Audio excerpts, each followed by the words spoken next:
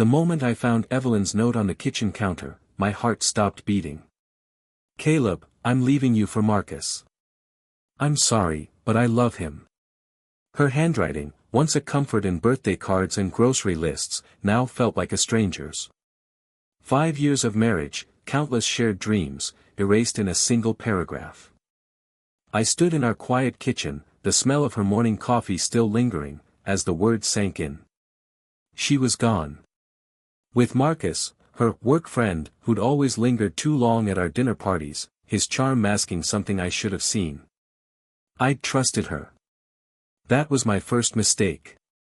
I didn't yell or cry. I sat, staring at the note, my coffee growing cold. A fire sparked inside me, not sadness, but something sharper. Betrayal demanded a response, and I wanted her to feel the weight of what she'd done. Not with fists or shouting, but with truth.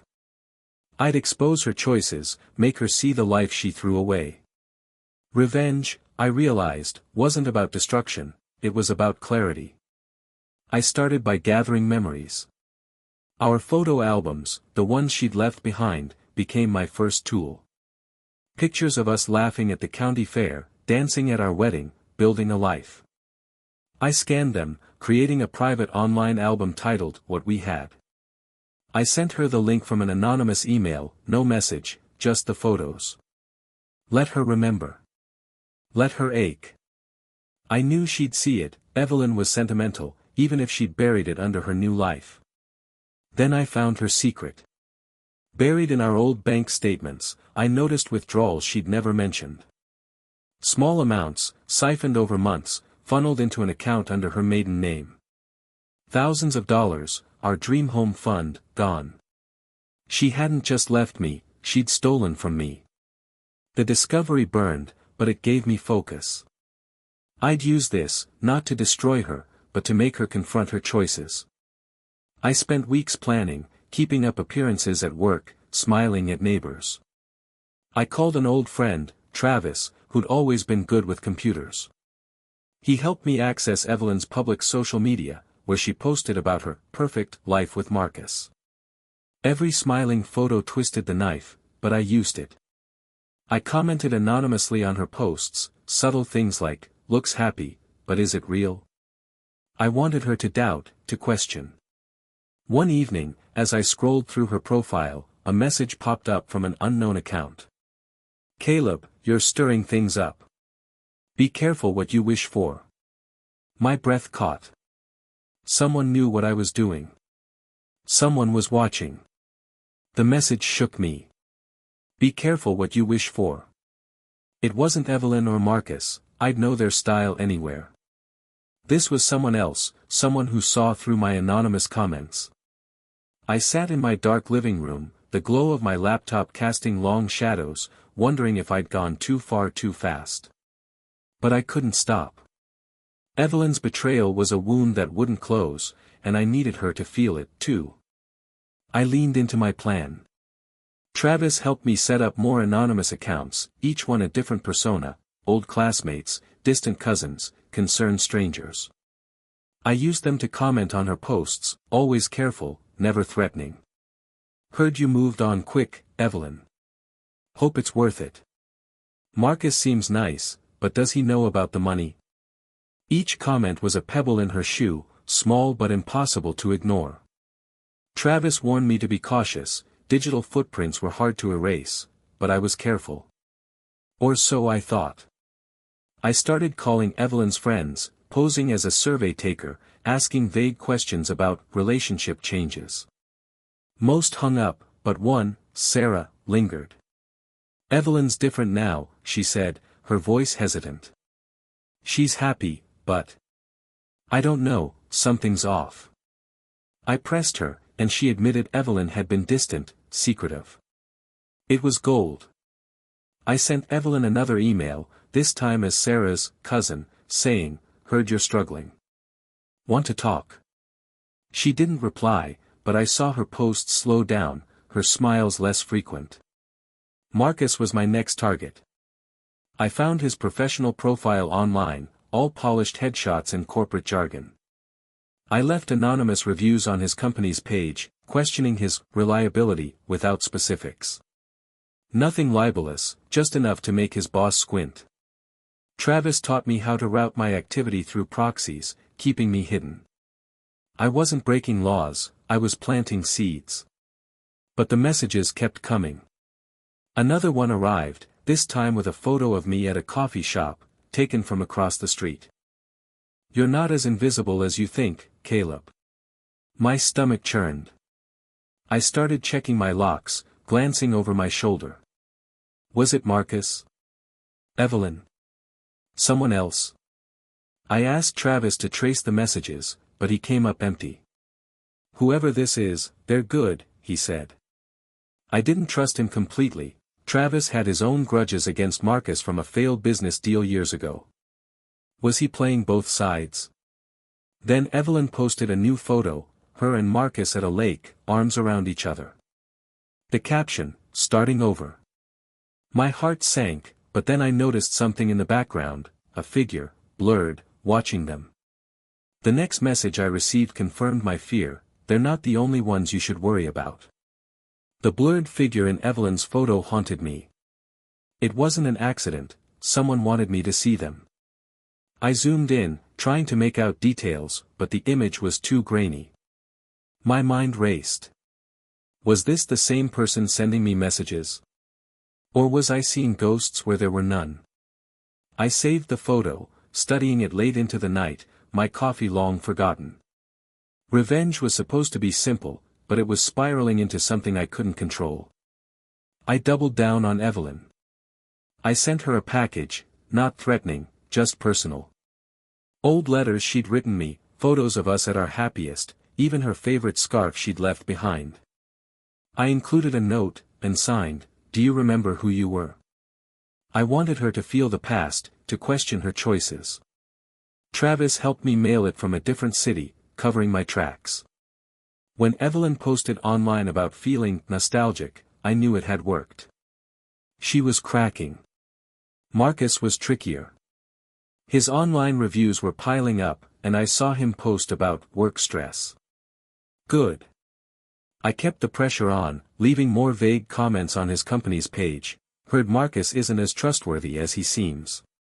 I wasn't lying, Evelyn's secret bank account proved he was with someone who'd betrayed me. I wanted his colleagues to whisper, to doubt him. I met Sarah again, this time in person at a diner. She was nervous, fidgeting with her napkin. "Evelyn's been asking about you," she said. "She thinks you're behind the comments." My pulse quickened. I played dumb, but Sarah wasn't buying it. "Caleb, whatever you're doing, stop. She's not the same person anymore." I nodded, but I wasn't stopping. Sarah knew more than she was saying, her eyes kept darting to her phone, like she was waiting for a message. Travis was getting antsy, too. He wanted to escalate, to hack Marcus's email, but I refused. I wasn't a criminal, I just wanted them to feel what I felt. But Travis's insistence made me uneasy. Was he pushing me for his own reasons? I started keeping my plans from him, working alone. That's when the next message came, this time with a video clip. It was me, walking to my car, filmed from a distance. The text read, "You're running out of time, Caleb." I stopped going out at night, started working from home. But the messages didn't stop. Another photo, this time of my house, taken from across the street. I called Sarah, demanding answers. She swore she didn't know anything, but her voice shook. Then she said something that froze me, "Evelyn's planning to confront you. She's coming to the house." Evelyn's text came at dusk, "Caleb, we need to talk. I'm coming over." My first instinct was to say no, but I didn't. If she wanted to face me, I'd let her. I spent the day cleaning the house, not for her, but for me, a way to reclaim the space she'd abandoned. I hid the photos, the notes, anything that could give me away. But I kept the anonymous messages on my phone, ready to confront her if she accused me. She arrived at 7, looking smaller than I remembered, her eyes red-rimmed. "Caleb," she started, her voice soft, I messed up. She talked about Marcus, how his charm had faded, how she felt trapped. I listened, my face neutral, but inside I was screaming. Was this real, or another lie? I asked about the money, and she flinched. I was scared, she said. I needed a safety net. I didn't buy it. She'd planned to leave me long before she wrote that note. I showed her the album I'd sent her, the photos of our life. Do you remember this? I asked. She cried, reaching for my hand, but I pulled back. I didn't trust her tears. We talked for hours, her apologizing, me probing. She admitted Marcus had been distant, paranoid about work. My comments were working, he was unraveling. But as she spoke, I noticed her phone buzzing, ignored on the table. A name flashed, Lauren. I knew Lauren, Marcus's ex, from old photos. Why was she texting Evelyn? I didn't ask, but the pieces were falling together. Lauren had been at the lake in that photo, the blurred figure. Was she the one sending me messages? I played it cool, letting Evelyn talk, but my mind was racing. When she left, promising to call, I checked her social media. She'd posted a cryptic message, some truths hurt more than lies. I called Travis, demanding he dig into Lauren. He found her fast, she'd been commenting on Evelyn's posts, too, under a fake name. She was playing both sides, stirring the pot. I sent her a message from a new account, I know you're watching. Back off. No reply, but the next day, another photo arrived, this time of me and Evelyn talking in my living room, taken through the window. The photo of me and Evelyn was a violation, a reminder I wasn't alone in this game. Someone had been outside my house, watching us. I checked the windows, the yard, but found nothing, no footprints, no cameras. Just the photo, emailed from a burner account. My anger flared, but so did my resolve. If Lauren was behind this, I'd outsmart her. If it was someone else, I'd find them. I focused on Marcus. His social media was quiet now, his posts sparse. My reviews had done their job, his co-workers were cold-shouldering him. I sent him an anonymous message, posing as a concerned colleague, heard you're in trouble at work. Want to talk? He didn't reply, but I saw him post about trusting the wrong people. Perfect. He was paranoid, just like Evelyn. I met Sarah again, this time at a park. She was jumpy, clutching her bag like it held secrets. Evelyn thinks you're behind everything, she said. She's talking to Marcus about it. I pressed her about Lauren, and she froze. Lauren's been around, she admitted. She's intense. She hates Marcus. I didn't trust Sarah, she was too close to Evelyn, but I needed her. I asked her to keep an eye on Lauren, report anything odd. Travis was becoming a problem. He kept pushing for more aggressive moves, hacking, spreading rumors. I cut him off, telling him I'd handle it alone. He didn't like it, but I didn't care. I was done with allies who might betray me. I sent Evelyn another package, our old wedding vows, copied by hand. You promised forever, I wrote. She didn't respond, but her post stopped entirely. Then the next photo came. Me, at the park with Sarah, taken from behind a tree. The message read, "You're not the only one watching." I was done playing defense. I set up a trap, posting a fake meetup time on Evelyn's social media, hoping to catch the stalker. That night, I hid in my car, watching the park. A figure appeared, hooded, holding a camera. But before I could move, my phone buzzed with a new message, "Look closer." The figure in the park vanished before I could get a good look. I cursed under my breath, checking my phone. Look closer. The words mocked me. I studied the photo they'd sent, me and Sarah, talking on a bench. In the background, barely visible, was a car I recognized. Travis's car. My stomach dropped. Was he the one watching me? Or was I being played again? I confronted Travis the next day, showing him the photo. He denied it, but his eyes darted, his voice too quick. "Caleb, you're paranoid," he said. "Focus on Marcus." I didn't buy it. Travis had a history with Marcus, bad blood from a failed deal. Was he using me to settle his own score? I cut contact, blocking his number. I was on my own now. I turned back to Evelyn. She'd started posting again, cryptic quotes about moving on. I sent her one last package, a photo of us at our first house, with a note, "This was real." Was he worth it? I knew it would hurt her. I wanted it to. But I also wanted answers. I called her, asking to meet again. She agreed, her voice hesitant. "Caleb, I need to tell you something." We met at a coffee shop, her hands trembling as she spoke. "Marcus isn't who I thought," she said. "He's been lying, about work, about money." I nodded, hiding my satisfaction. My plan was working. But then she dropped a bomb. "Lauren's been talking to me. She says you're behind the comments, the packages." My blood ran cold. Lauren was turning Evelyn against me. I denied it, but Evelyn's eyes were sharp. "Caleb, if it's you, stop. Please." I left the coffee shop, my mind spinning. Lauren was the key.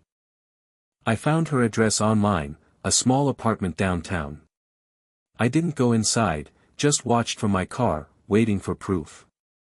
That night, another message came, a photo of me, parked outside her building. "You're getting sloppy, Caleb." I slammed my fist on the dashboard. Enough. I'd confront Lauren myself. I knocked on Lauren's door at dusk, my heart pounding. She opened it, unsurprised, like she'd been expecting me. "Caleb," she said, her voice calm. "You're persistent." I didn't waste time. "Why are you following me?" "The photos, the messages, what's your game?" She smiled, gesturing me inside. Against my better judgment, I went. Her apartment was sparse, photos of her and Marcus pinned to a corkboard. "I'm not your enemy," she said.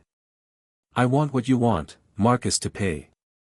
She admitted to the messages, the photos. She'd been watching me, Evelyn, Marcus, everyone. "He ruined my life," she said, her voice breaking. "I thought you'd be the one to bring him down." I didn't trust her, but her pain felt real. She showed me texts, Marcus, threatening her to stay quiet about his past. I realized the truth, Lauren wasn't my stalker. She was my mirror. We'd both been burned, both wanted revenge. But I was done with games. I told her to back off, that I'd handle it. She nodded, but her eyes said she wasn't done. I met Evelyn one last time, at the park. She admitted everything, the money, the lies, her regret. "I want to come back," she said.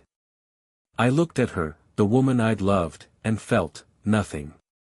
Revenge had consumed me, but it hadn't healed me. I told her it was over, for good. As I walked away, my phone buzzed. A final message, no photo, "You won, Caleb." But did you?